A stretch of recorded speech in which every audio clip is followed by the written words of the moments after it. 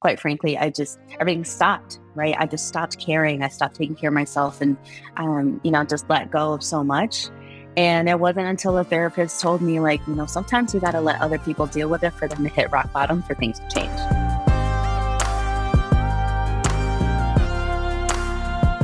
I am so excited to have my niece here. I just claimed her as my niece. We met as part of the MTV MTV White House Mental Health Youth Action Forum. And my girl right here, my sister, is now best friends with Dr. Biden and Selena Gomez and like everybody, because she's just the bomb. And this is Miss Ayanna Kelly. So Ayanna is one of the people who was part of the group that I worked with most closely. And she just is so full of life and so full of energy. There are a lot of things that we're going to learn about her in the course of this conversation. I will let her introduce herself, but I do just want to highlight how amazing it was to work with her as part of the Youth Action Forum, Youth Mental Health Action Forum, and she's just a superstar. So let me start with Miss Ayanna. Can you please introduce yourself to the people? Yeah.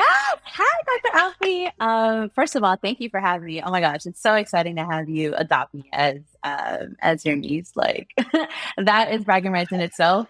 But for everyone out there listening, my name is Ayanna Kelly. As Dr. Alfiee said, I am an Afro-Latina. I'm a veteran. I'm a mom. I'm a wife. I'm so many other things. But most of all, I'm just a person trying to figure it out. And trying to do that in my sphere of influence and being able to help people, and doing the things that I wish I had when I was younger and trying to figure it all out. So that's what I'm here for. And I'm so excited to have this conversation. Absolutely. So let's start by talking a little bit about your mental health advocacy journey. Like, how did you get to a place, so for those who don't know, the Mental Health Youth Action Forum was this cool idea, brainchild of MTV, and they brought 30 or so young leaders to the White House to pitch some ideas to lots of industry partners, like I think Spotify and MTV and I don't know, Paramount, and was it Univision? Was Univision there? Yeah, Univision. Univision was there. Univision was there. Thank you for correcting my mangling the Spanish language. I don't want to do that. And so many other folks were there, just really like Upworthy and some other folks. And we can talk about what our group did as a part of that. But first, I really would love to hear more about how you got there. And part of how you got there was being a mental health advocate. So can you talk to us a little bit about your journey as an Afro-Latina to being out front and being so vocal around this issue of mental health?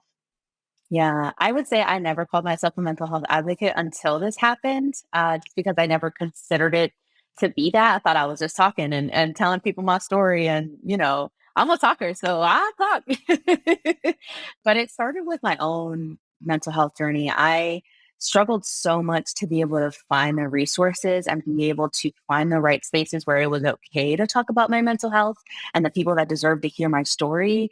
And what that meant, changing the relationships in my family, at work, with my friends, and finding the circle and finding the people who really serve me. And that was really, really hard. And it took me a long time to get there. And so when I did, I wouldn't stop talking about it. I kept telling my parents, well, you need to go to therapy. I told my brother, you need to go to therapy. I told everybody around me, like, go to therapy or find what works for you in terms of like your mental health. And I guess people aren't tired of hearing me talk because I'm still talking about it. And so what I did was, especially in this pandemic, is realigning my priorities and figuring out what that means. I'm raising 2 kids, and what do I want them to see when they are old enough about what's going on in the world and how that impacts them as brown children, and what I can do as their mom. And well, that he says was the beginning of that. It was really just a place, and they are a nonprofit. They were also partners for the MTV Mental Health Action Forum, and it was really focused on the Latina community, specifically on civic engagement, financial literacy, talking about mental health, talking to other Latinas, and finding community, which is what I was severely lacking at the time. And it was just so validating to be in the spaces as Carmen Perez Jordan and America Ferreira and Eva Longoria and these powerful women in the same room who are all talking about the same things. And guess what? We're all people. We all have a mental health journey. And you best believe I was taking screenshots of them on my Zoom screen. But it was just really important for me to be part of that community. And then through them I found the MTV Mental Health Youth Action Forum, and I said, oh, why not? Who knows what could happen, and I just put it out there and put it out into the world. um, and that's been the journey. And ever since, people were just asking to listen to me and my opinion. And I have, young women of color who are looking to me and saying, hey, you're doing amazing things. How are you doing this? And just offering up my time and my experiences and just giving it, right? Because I'm not expecting anything back, but I'm hoping that they can find, small nuggets that will help them, get into the right spaces and the places that really amplify them and validate them as women of color. And so, that's really been it. I've just been talking about it, and I'm not letting anybody shut me up. I love that. There's so much that's so beautiful about that. Particularly, like as you're talking, I'm hearing and like I'm visualizing this thread, and it's sort of like as you're looking up to Eva Longoria and America Ferrera and women like that, you also have young women who are looking up to you, like Latinas and other women of color, right? Black women, other women of color who are looking at you and thinking the same thing. They probably taking screenshots of you from like the places that you've been appearing. And so I think it's just so powerful to think about how for your generation, what you're doing is creating a bridge, right? So Mhm. like the women you talked about, America, I'm pretty sure America, I don't know about Ava, maybe she is, being like millennials, and Mhm. then your generation, and then you have these like Gen Zers coming behind you, and it's right. So you're just that bridge in between, and what you're bringing to these folks and bringing to everybody is the authenticity and the realness of being who you are: a veteran, a mom, a spouse, right? Like a full time worker, and all of who you are, a daughter, a sister, bringing all of that and saying, even with all of that, there are still things that impact my mental health. And I'm going to just be open and share and talk about what those things are. And so I just applaud you for that, Yeah. because it's not always easy when we come from the communities that we come from, especially, I would Mhm. say, especially as women of color. I think for Yes. Latinas and for African American women, there often is a lot of pressure to sort of carry everything, right? It's Mhm. like we are very selfless. We give of ourselves so much before we take time for ourselves. So I'm just curious, do you find that, among Latinas that it can sometimes you can feel pressure to like give as a mom, give as a spouse, give as a daughter, do all these things. Yes. And do you feel like that impacts our mental health? Yes. Absolutely. I feel like just culturally and demographically, we always feel the need to prove our parents right that they came here for the right reasons if you're in an immigrant family. Making it better is that than what your parents did because they sacrificed so much, that they worked three jobs and they were, had blood, sweat, and tears and invested in us being able to have the privileges that we have today. And there's so much that comes along with that. And it really personally resonates with me because I didn't start talking about it until I hit burnout from taking on all those things. I felt the need to bridge the gap between my parents' divorce and, caretaking for my brother because he's a veteran and has all these other things that come along with that, as well as my husband, as well as my children and my work and everything else. And then I finally realized there was no space for me and there was no time and I had no energy. And quite frankly, everything stopped, right? I just stopped caring. I stopped taking care of myself and, just let go of so much. And it wasn't until a therapist told me, like, sometimes you got to let other people deal with it for them to hit rock bottom for things to change. And that absolutely hit me so much because I was acting as an enabler for the people around me to count on me and to rely on me to take care of their issues, that it wasn't until I stopped where they're like, wait, well, what do you mean you're not going to do this? What do you mean? No. And I said, no, that's a boundary. Hmm. Hmm. So I do find that, as far as, us as Latinas and as brown and black women is that we feel the need to translate for our parents documents that they don't understand in their second language, or help them navigate certain systems because of the sacrifices that they've made. But ultimately, we can't be our best selves and give to our community if we're not taking care of ourselves, and we're not investing in our cup. So, I still straddle that line and that boundary and still fight it every day. But what I would say to anybody out there is take care of you, be the best you, and the people around you will appreciate that much more than you being burnt out and trying to extend yourself 100 ways that you're not able to. Yes, ma'am, girl. Say it again for the people in the back. We might need you to say it in Spanish Yeah. so everybody can get some. Listen, Yes. it's Yes. like, it's literally, it's just like you have to put yourself first. And I was saying this earlier today. That doesn't mean you're being selfish. That's one of the best things you can do is Yes. we didn't say put yourself only. We didn't say put Right. yourself solely. We said put yourself first, which means it's a second, third, fourth, fifth, right? You could be one of those. And, knowing Mhm. the person that you are from the time that I've spent with you, they still gonna get the best, right? It's not like you give all just the best to Ayanna and then everybody else gets crumbs. No, you Right. give the best to yourself to lift yourself to a place where you can give the best to everybody else. You know what I mean? Mhm. Who's behind you and beside you and around you. So I just so deeply appreciate that. And I agree with you as women and as women of color, think about how much time this just occurred to me, how much of in our histories we as women of color, particularly Latinas and Black African American, excuse me, African American women, have spent taking care of other people as our job, Yes. working at other folks' houses, Mhm. voluntary or involuntary. Do you know what I'm saying? And then you come home and you have your family to take care of. And so some of it, I feel like sometimes it's like this thread where it's like, I don't know, almost like in our blood or like ingrained in us that this is what we're supposed to do. Do you know what I mean? And so breaking that cycle of, like you said, when the provider said to you, you got to let people, right? You got to let them have their space, and if they hit the Mhm. bottom, you got to let them hit the bottom. That's the only way they can see to come up. So, do Yes. you feel like that for you?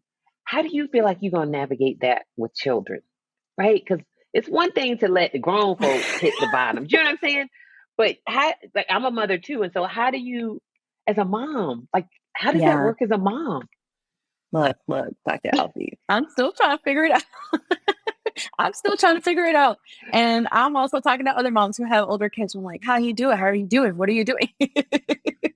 um, but what I would say to that is that I think the distinct difference here is that I am making it a very intentional practice on trying not to like articulate to my children how they are supposed to feel or what they are supposed to feel and what they need to do with it. My goal is just to provide them the space to be able to be whatever they need to be, and sit in it and be okay sitting in it, and knowing that they're not any less loved or any less human for being able to feel those feelings, right? Like it's normal. Um, my son all the time will recognize, like, especially because we have an infant, be like, Yes. Mommy, when the baby cries, do you and daddy get frustrated? And I'm Oh, honest with him. I'm like, look, yes, your baby sister was up last night and kept mommy and daddy awake. So we're a little yes. cranky because we didn't get enough sleep. But the reason why I articulate it is just so that he knows that I'm not hiding that I have other emotions, that I am more than just his mommy. I'm also, a mommy to his sister, and have all of these other things that impact me. And that way it normalizes for him that it is okay to be frustrated. It's okay that you're not going to have a great day, but that you move forward. Right. And I always articulate to him, like, I love you, and I don't love you any less because you're mad or you don't know how to do this or because you made a mistake. You are always going to be my son, and I'm always going to love you for that. Um, and just creating the space, right? I feel like a lot of us growing up didn't even have the space to articulate it. It was something that was just put to the side. In Spanish, it's like tapando el sol con un dedo. It's like, covering up the sun with one finger and pretending it doesn't exist and that you can't see it. That's what, that's the saying. And we're not doing that anymore, right? We are letting the sun shine in all the dark places and really bringing in the light, because it's necessary, and it's okay. that there's a reason why there are shadows when light shines, because there is a light and a darkness. And it's okay to identify that darkness and being able to know that it exists and knowing what works for you when that happens. I'm still a work in progress. I'm still working it on myself. I still have my days where I throw all the tools out the window and I just want to sit in it. And other times where I cannot do that because my son is watching me. I'm very intentional because he's making observations and he's asking questions.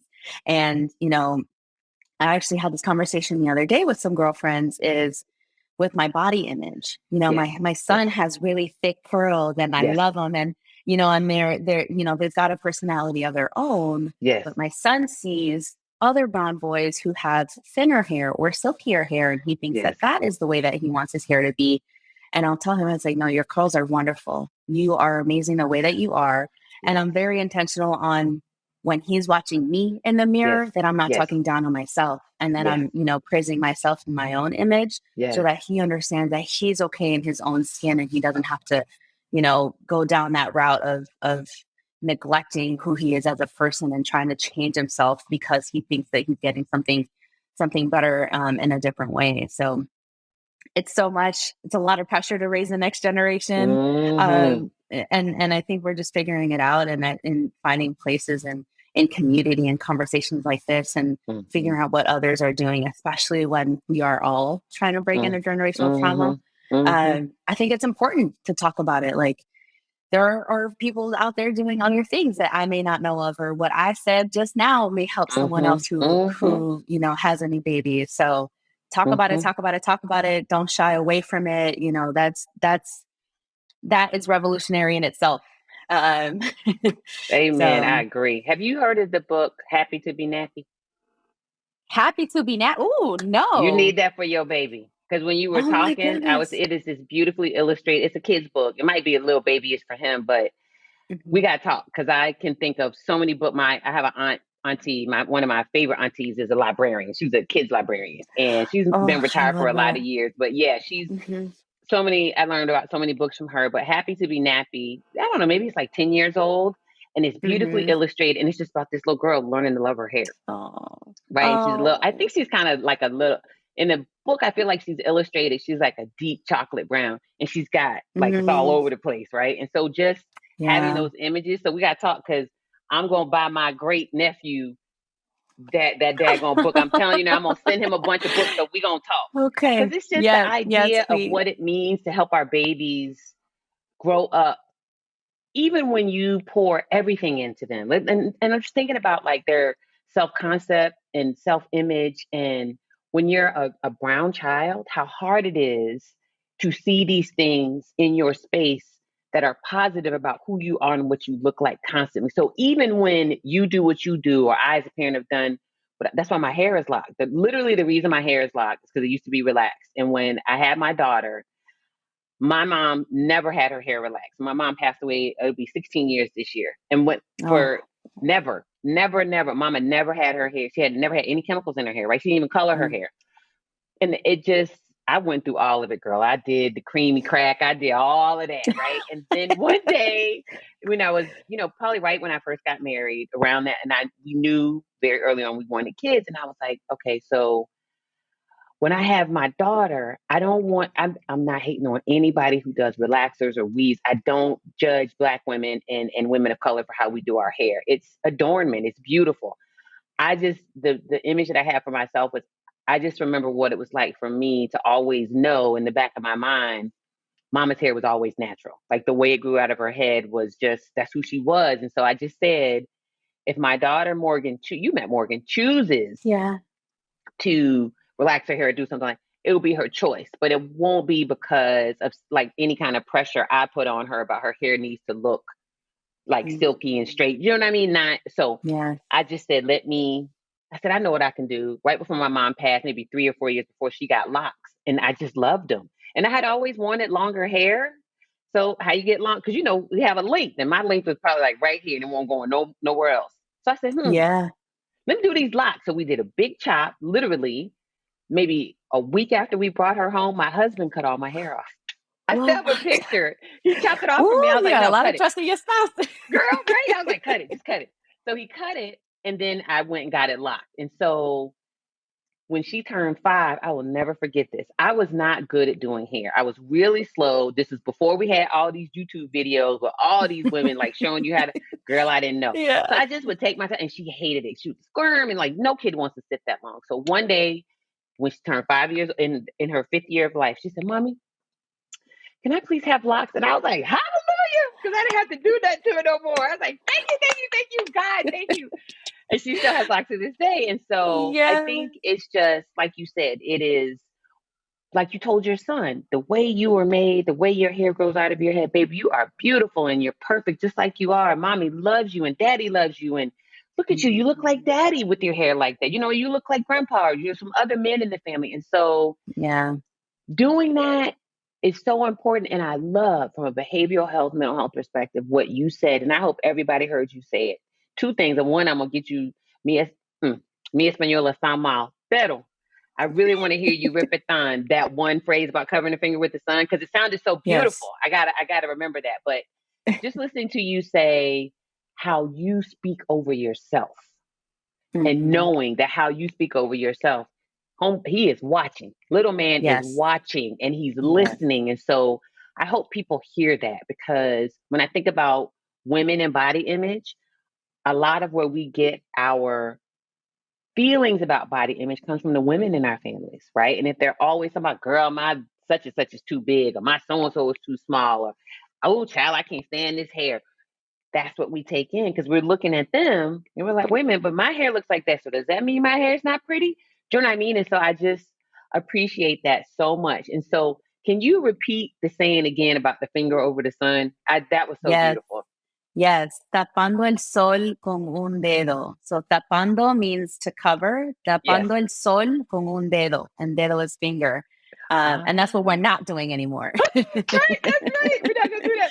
Let the light shine. My brother taught me a long time ago. Sunshine is the best disinfectant. So when you said that, my thought went straight to Ooh, my brother. Yes, my brother's name is Alan, and he taught me a couple years ago. You got to shine, like you said, shine the light on it, clean it up. yes. Oh my goodness. I love Right? that. Oh my gosh. I need to meet your brother. Yes, yes. That's so, so great. Oh my Yes. gosh. So what I would love to hear, I want to make sure I don't leave this time, like we're not even close to being finished, but I want to make sure I bring it up because I want to really hear about the arc of how you got there, and what your vision is for it, and that is your new podcast. So can you talk Yeah. to us about your podcast? Tell us the name of it, where people can listen, and just tell us about it. Where the idea come from? What are you hoping to do with it? Yeah, absolutely. So my podcast is called Sazón y Corazón. It means seasoning and heart in Spanish. It is available on Spotify and Apple Podcasts. And really, the idea is it came out of the Youth Action Forum and our Hidden Healers group, and being able to talk about things and be in community. We get really emotional all the time when we're on calls with each other because we can relate to each other so much, and we just, we feel that connection, and that's what I wanted to share with everybody is, I'm telling my story with all the seasoning and heart that I got. It's really revolutionary for me because I've always felt like I needed to dim down my personality and the way that I show up in places, and it's really me declaring like this is who I am and I'm going to be unapologetic about it. And if you have a bland palate, that's okay. You can move on to the next one. But this is for the people who appreciate the sazón y corazón that I'm here to give. Um, so I already dropped the first episode, and it's really just me talking about me and how I got here and all the things that I've had to overcome to get here in terms of, being a disabled veteran and what it means to raise the next generation, and some of the things that I had to reflect on. Like I had some self-awareness that need to happen, because I don't have all the right answers. I don't, I'm not the end all be all. And so there's learning for me too. And I just wanted people to know that they're not alone. Like we all go through this in one fashion or the other. And, I wanted people to have a place that they can relate to that. And we can be real with it, right? Like there's it's very intentional. It's like, I don't edit it because I want people to know I'm human. Like I stutter, I cough, I make mistakes when I speak, and it's very intentional in that way so that there are imperfections and you know that I am real, I'm a human, and I'm here with you along the journey. And so the intent is to have conversations initially with people that are in my life and that I've learned from and have had some of these difficult conversations with. Tomorrow, I'm actually dropping the episode with my brother, and we're going to have some real raw conversation, but we're also very funny. Yeah. Yeah. We are comedic beings. And so, I'm really excited to show everyone that. But the intent is just to learn from others and hoping that we find some of this hidden healing in our lives, especially coming from other BIPOC individuals, but also bring along some allies. I've got That's some right. some guests on deck that some cisgender white males that Yes. are Yes. very, very much allies and supportive, but don't know how to navigate that or do, and, do it in a different way. Yeah. And I've learned that, as well, is that there are allies out there and sometimes they don't always look the way that we think they do. Right. And so it's really just to normalize the conversation. I'm hoping to bring a mix of just everyday people, but also people like you, Dr. Band, who was also at the Youth Action Forum, and finding tips for people to find resources and ways that they can navigate their own journeys and bridging some of that gap. People don't know that you have the Acoma Project and have so many resources available for BIPOC adolescents. And I'm doing an event with the Taco Bell Foundation next month that we didn't even know. Yes, I didn't even know that they had an entire foundation dedicated to youth and scholarships available to put them through that. But they're also creating the spaces for mental health and what that looks like. So I'm really here to just be a voice, but also I'm here to listen, right, and give people the elevation that they deserve, and hoping to at least change one. Yes. If it's a change one, that's all that matters, because that one will then connect with others, and we can change the whole community. Ooh, I love it. Sazón y Corazón Yes. on Apple and Spotify. Apple Podcasts Yes. and Spotify, right? Okay. So Hmm. quickly, tell me in your wildest dreams, who are three people you would want to have on that podcast? I said wildest dreams. Don't be nice. Wildest dreams. Who you want to, we're gonna put it in the universe. Who you want on this podcast? Ooh, Brene Brown. Okay. I got them. Okay. I got through Okay, the Dr. pandemic Brown. a lot. Yes, Dr. Brene Brown. Okay. Um, wow, this is so Carmen Perez Jordan. She's Okay. the activist and one of the founders of the Women's March, and does a lot of work with the Gathering for Justice organization. And I'm gonna put it out in the world, Dr. Alfiee. Dr. Alfiee, Oh, you're my girl. third choice. That's easy. That ain't nothing. That's done. That's I wish you said Yes. somebody else because that's easy. You didn't even have to wish for that. Oh, I love it. Yeah. So Dr. Brene Brown, and tell me the Latina sister's name. Carmen. Carmen Perez Jordan. She works a lot with Tamika Mallory. Okay, okay. Carmen Hmm. Carmen Perez Jordan. Okay. And I Yeah. know somebody who knows Tamika well. I So know you do. Charlemagne. So they real tight. So look, we're gonna put it in the universe. Tamika, Yeah. Miss Mallory, we need your girl to come be on my girl's podcast, my niece podcast, so we can make it happen. So we're gonna put it Look, in the we could have a universe. panel. Uncle Charlotte and Tamika could come on too. I'm down for it. Okay, let's go. We put it in the universe. We're gonna see if we can make Yes. it happen. I love it. I love Especially that. because We're manifesting. that's it. We're going to manifest it, especially because your mission and your vision really are about diverse communities and uplifting and mental health. And I think, Yeah. I don't know Miss Mallory personally, but I feel like Tamika Mallory could get behind that. And I do know Shar is 100% behind that as a good friend. And so I'm going to we're going to hold it in our hearts and we're going to see if we can make it happen. There Ooh, you go, girl. We're going to do that. yes. See, look, and that's how people say you have to ask for what you want because you just don't know. You don't That's know right. who's connected to who. You don't know what people can bring to you. That I just can think about how you and I even came together. I don't know if you would have told me 15 years ago when I was an academic that this is where I would be today. I'd be like, how in the world would that even happen? Like, how would I go to the White House? I have no idea. And then, I posted it on socials. This week I was at the White House again, and I I was like, saw. what is happening? You know what I mean? Like, but it's just the idea. And so I would imagine we got to talk about this. What was it like for you?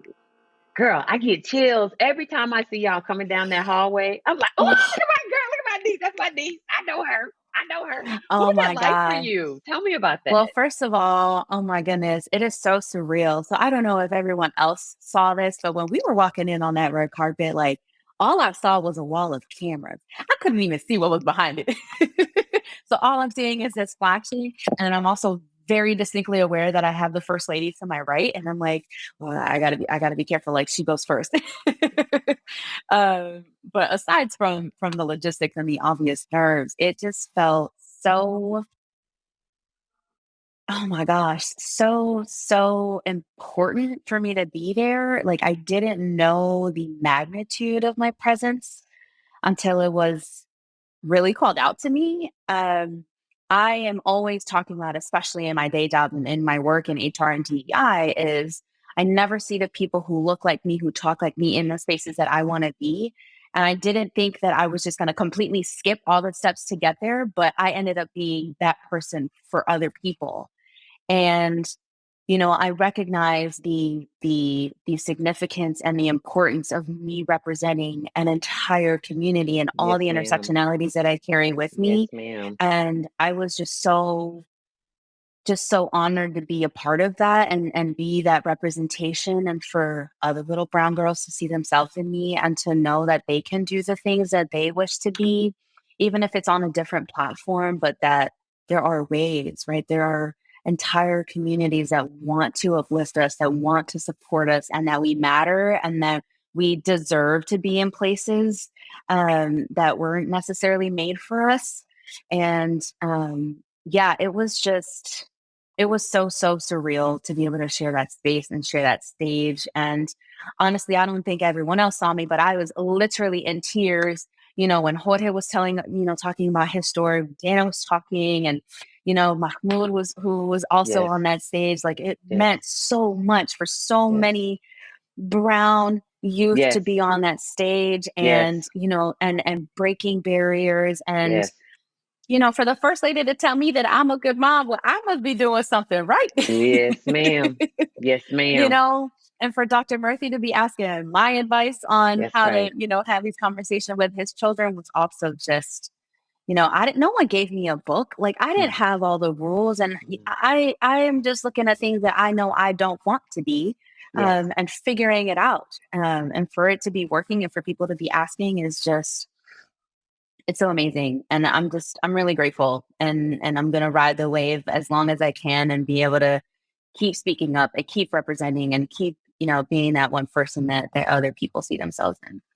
Uh, so for people who don't know, like you just unaware or you just been away somewhere and you didn't realize, what Ayanna is speaking to is coming into a room, and as she walked into a room in the White House, physically in the White House, she was flanked by Dr. Jill Biden, Selena Gomez, the super duper superstar, and Dr. Vivek Murthy, our U.S. Surgeon General. So, Yes. and my other buddy, one of my buddies, he's my nephew too, Juan Acosta, who has Yes. a real Oh, close I love relationship. Juan. Juan, oh my God, he knows I adore him. He did my podcast in season 2. Just I Yes. adore him. He's just like I just love him. So you all were the ones who were in the front coming in, and then you sat on stage, and you were right there front and center. And I tell you what was so meaningful for me, in addition to all the diversity, the visible diversity that was on that stage, is that you are at the intersection visibly of two very significant. All of our communities are significant, but what you hold as a Black woman and a Latina, right? Like an Mhm. Afro-Latina, I feel was so powerful because I think often my experience has been, particularly historically, now I'm Gen X, so I'm a different generation. When we think about the Latinx community or Latinos and Latinas, we don't always see Afro Latinos represented. So I Mhm. follow this Instagram page. I'm obsessed with it now, honey. You talk about unapologetic. They will offend some folks if you don't have a strong stomach. The Afro Latino diaspora, girl, they don't care. They don't I care. know. They don't I care, know exactly what you're talking about. I follow them too. Hmm. ma'am. And they will put it out there. And so that's why I hesitated earlier when I said Black and corrected myself to African American, because they're clear. Not everybody who is Black identifies as African American. And so Mhm. you're right, there's so much diversity even under that label. And I find so much solidarity in that idea of the Black diaspora, right? So often talking about, when I speak about Black people, I will say I'm also speaking of folks who immigrated from the Caribbean, folks who immigrated from the continent of Africa, and Black Latinx people, because the ships, let's be real, the ships that enslaved us, 75% of those ships went down and around Central and South America. Only 25% of those ships came to what we know as the United States, the vast majority, right? And so when you think about coastal areas, girls, people darker than me who are fully, right, their whole identity is Latino. And Mm-hmm. so Yeah. for me, it was very significant for you to be on that stage as a brown woman and an Afro-Latina and a veteran and a mom. Like it meant so much to me for you to be so front and center. So I don't know if I told you that, but I was like, that's my niece, girl. She Oh, doing it. It just meant a thank lot to you. me. Yeah, it did. Yeah, it meant a lot to me too, and I feel that that discourse, and especially in the Latinx community. I do get the looks every now and then when I say that I identify as Afro Latina, and what does that mean? And I'm like, look, if I you ain't ask got Dr. time. Alfie, if you ask Dr. Alfie and Ayanna some of the common vegetables in their diet, you'll hear plátanos, you'll hear, all these root vegetables and all That's these right. things That's right. that are very staple in these communities. And I'm like, what do you think that's rooted in? How do you That's think that's right. connected? So That's right. I could go on and on, but I was like, I ain't got time to identify, talk history with you. So go ahead and research it. We can come back and have a conversation. That part. That part. Right. And for me, it's like if you have to ask the question, then you got some homework to do. Right. Like I'm not Hmm. here, like you said, I'm not your encyclopedia. So go look it up. Yeah. Do you know what I mean? And me not being Latina, I certainly would never pat myself on the back, but I feel like it's important for me to at least try to get some knowledge and not ask people Hmm. to teach me, right? Maybe I ask you to Right. repeat a phrase in Spanish because my Spanish is horrible. But I feel like there's some background work I can do. And I feel like that's important for people to hear. Like you said earlier, they're allies. You don't always know how your allies are your co-conspirators, to quote our friend Maddox, right? You don't always Hmm. know where those folks are going to come from. But I think one unifying thread can often be, I feel like people can appreciate us as allies more if we come having tried to gain some knowledge about the community we want to be in partnership and allyship Yes. with. We're going to make Yeah. mistakes, right? But Hmm. being open to going to do your own homework. I tell everybody, good sources on Google are your friend. Google it and Hmm. find you some good sources, get you some education before you come ask me. And so, I feel like it can sometimes be traumatizing for us as people of color to constantly have to explain and support and help you understand when really you could go do a little bit of homework on your own. And then I feel like at least you trying. So if you mess up, okay, that's different. You tried, but if you come and just like hands and fill my hands, gimme, child, anybody, like you say, anybody got time. Yeah. No, nobody got time. And one piece that I'll add to that that's super important, especially in the equity inclusion work, is then those who are in the marginalized communities being willing to answer the questions after the allies have done their homework. Because that's sometimes where the communication breaks down, is that people will do their homework, but then they have follow-up questions and they're curious. And when they do the learning first, then they're taking more of the approach on they're being curious and they really do want to know us and really do want to help embrace us. And we have to be willing to have that conversation at that point.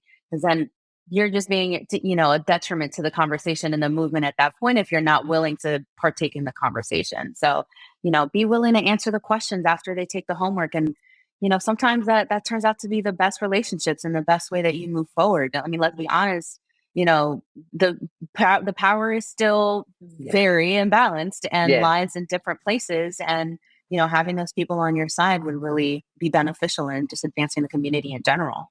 I love that. And as you mention that, literally the thing that's going through my mind is all the hidden ways that we can heal. So one of the hidden ways you can help somebody heal, right, is by being willing when the person goes does their homework and comes back to you with questions, Yes. be willing to support them, be willing to have the conversation. Because if you don't, you don't know what kind of damage you can cause because they'll go off and be like, well, I Mhm. ain't asking nobody again. Because you know what I mean? Like I got shot down. So can you talk Yeah. a little bit about this whole concept, this beautiful concept that you and our group came up with? And it was all y'all. I was just kind of there around the edges, but Christian and I were like Yeah. there, like cheering for you all. Talk a little bit about the group you all formed called the Hidden Healers. What is that about? Where'd Yeah. that come from? Oh, honestly, well, first of all, Dr. Alfie and Christian, you two were the best mentors ever. Like, I feel like everyone in the group was like, oh my God, you guys got Dr. Alfie and Christian, y'all got the best mentors. Like, I have to give y'all your flowers now. Thank you. Both of you were absolutely amazing and being supportive. But the hidden healers really came together, like the common denominators that we have all had our own journey in having difficulty in our accessibility to mental health resources and what that means, finding culturally relevant resources that will make an impact for us. You mentioned earlier that it's traumatic for BIPOC to explain their experiences. It is tremendously traumatic, and I've actually stopped looking for a therapist before because I have to continue to explain what it means to show up as a woman of color, as an Afro-Latina in the world. And if someone cannot understand me at that basic level, then how would they understand how certain traumatic events come up for me and how I process certain things? And so that is where Hidden Healers came out. And we really wanted to be rooted in our cultures and what it means to be us and to celebrate us and find the joy in the things that are already part of our lives.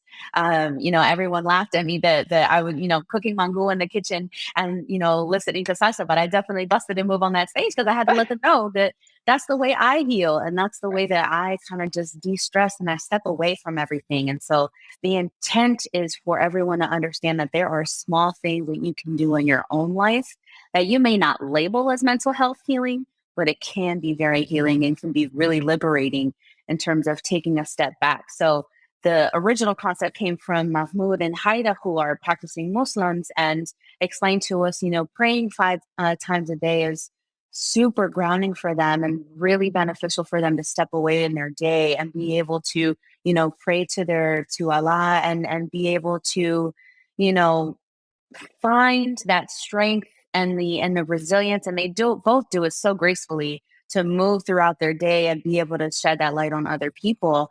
And that's where that was founded from, is finding a couple things, whether it's listening to music, whether it's yoga, whether it's prayer, or being out in community with others and volunteering. Find what brings you joy.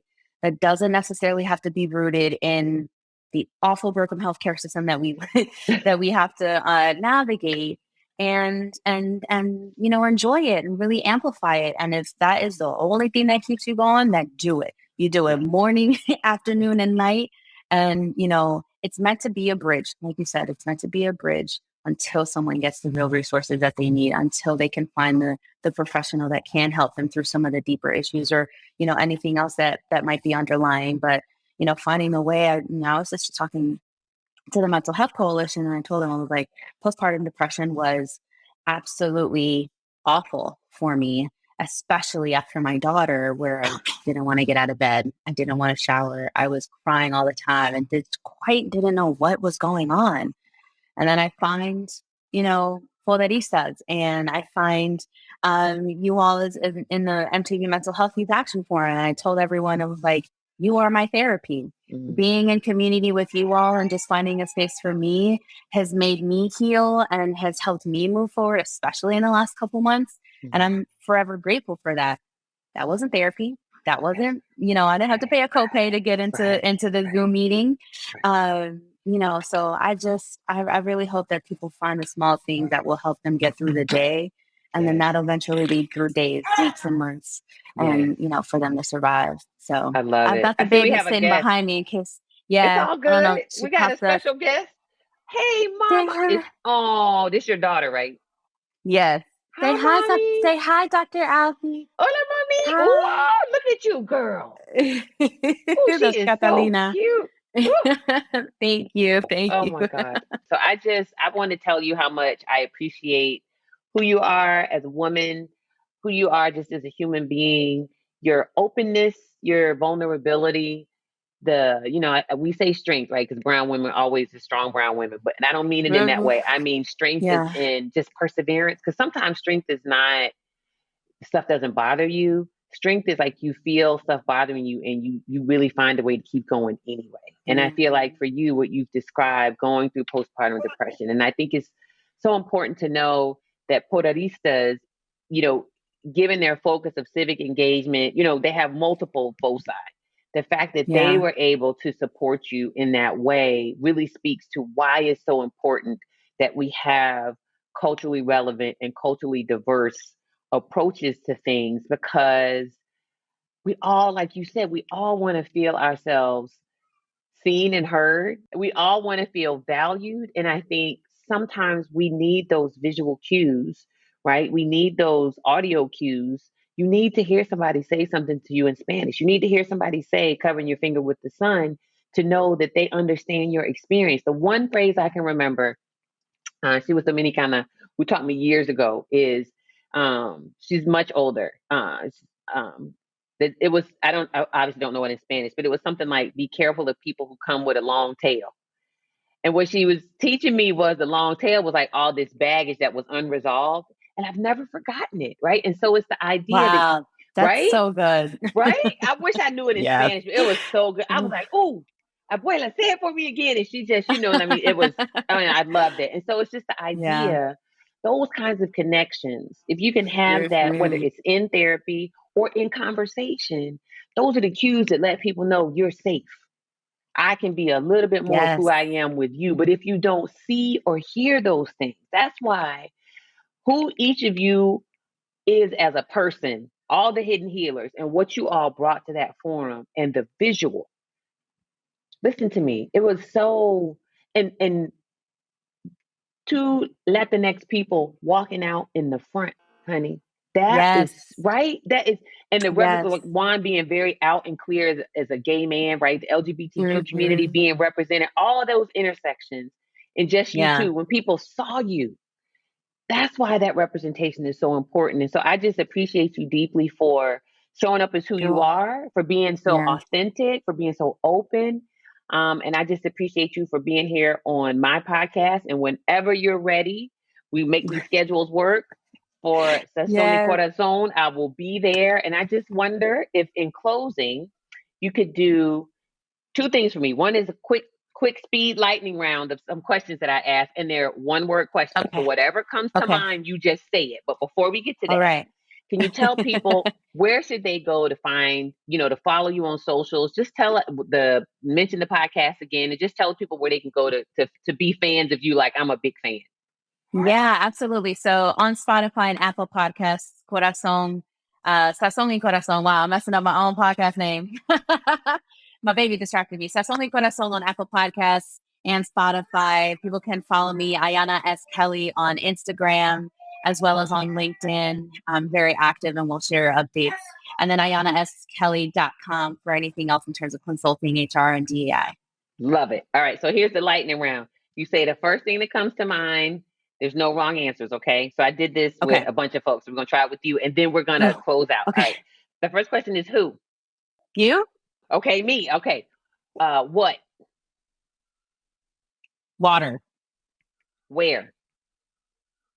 beach, When? tomorrow, How? plane. Okay. I love it. I love it. I love I've it. got vacation top of mind, so Clearly. Clearly. Clearly, I love it. oh Well, my thank you, Miss god. Ayanna S. Kelly. You are a gem. You are just such a wonderful addition to my life. I'm just so grateful that the universe Oh, brought us together. And I'm just only wishing wonderful, wonderful, wonderful things. We're going to get Miss Carmen, and we're going to get Dr. Brene. We're going to get them on that podcast. We're going to make it happen. And just much only continued success to you. Thank you for who you are. Thank you for how you show up in the world. Just thank you for being you, and kiss that little baby, that little cute baby for me. I will. No, thank you, Dr. Alfiee, for having me. Oh my gosh, I'm so grateful to just have you and just be able to, have you as a resource and a mentor and part of my support system. So thank you. I appreciate you for having me. Of course, of course.